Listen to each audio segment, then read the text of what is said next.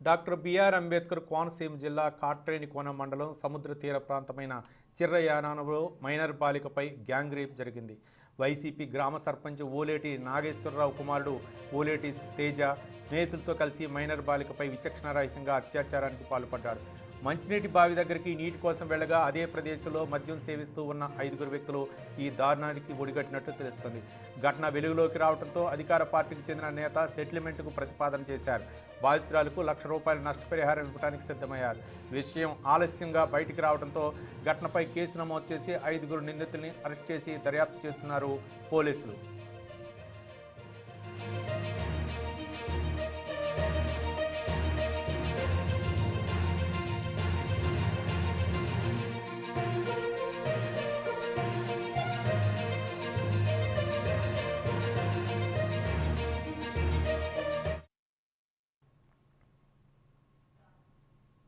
ఇవి ఇప్పటివరకున్న అప్డేట్స్. తిరిగి మరో బులెటిన్లో కలుసుకుందాం. చూస్తూనే ఉండండి 6 టీవీ, సామాన్యుడి ఆరో ప్రాణం.